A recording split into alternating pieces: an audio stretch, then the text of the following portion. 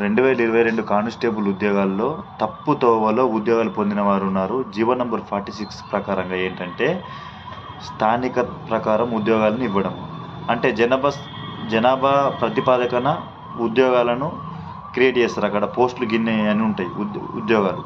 అయితే దాని ప్రకారంగా అక్కడ స్థానికంగా హైదరాబాద్లో అందరూ అభివృద్ధి చెందిన వాళ్ళు ఉన్నారు కాబట్టి అక్కడ ఏంటి అని అంటే తక్కువ మంది జనాలు ఈ కానిస్టేబుల్ ఉద్యోగాలకు అప్లై చేసుకుంటారు. ఎక్కువ పోస్టులు ఉన్నాయి. దీనికి మరి స్థానికంగా మనము 1వ తరగతి నుంచి 7వ తరగతి వరకు చదువుకున్న వాళ్ళు అయితేనే అక్కడ స్థానికతగా గుర్తింపు పొందుతారు. అయితే తెలంగాణలో వేరే వేరే కాంపిటీషన్ ఉన్నటువంటి ప్రదేశాల నుంచి ఇక్కడ క్రియేట్ చేసుకున్నారు.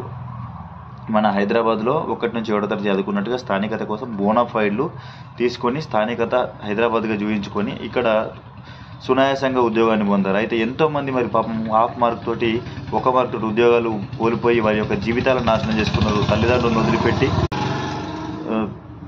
వాళ్ళు స్టడీ చేశారు. ఎంతో డబ్బులు కూడా అప్పు తెచ్చుకొని చదువుకున్నారు. కానీ ఉద్యోగాలు మాత్రం వాళ్ళ జీవితంలో ప్రసాదంగానే అందరినీ ప్రసాదంగానే అయిపోయింది.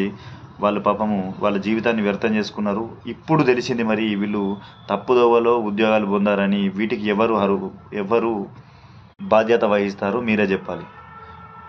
ఇప్పుడు వాళ్ళ తప్పిదం ఏర్పడ్డది, వాళ్ళు జైలుకి వెళ్ళిపోతారు, వాళ్ళ ఉద్యోగం పోతుంది. కానీ ఎవరైతే మార్కుల్లో చిన్న మార్కుతో ఉద్యోగం పోయిందో మరి వాళ్ళ పరిస్థితి ఏంటి? నిజాయితీగా కష్టపడ్డ వాళ్ళ సంగతి ఏంటి?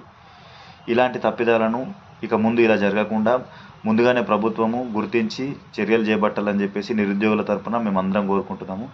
అయితే ఎవరికైతే అన్యాయం జరిగిందో బాధపడకండి. మీకు ముందు కూడా రిక్రూట్మెంట్ ఉన్నాయి, దానికి కష్టపడండి, తప్పకుండా వస్తుంది. ఎవరైతే అన్యాయం జరిగిందో ప్రతి ఒక్కరు కూడా చాలా బాధాకరమైన విషయము. దీని గురించి అందరం చింతిస్తున్నాం. మరి ఈ తప్పిదం చేసిన వాళ్ళందరి నుంచి ఉద్యోగం నుంచి తొందరగా డిస్మిస్ చేయాలని చెప్పేసి కోరుకుంటున్నాం.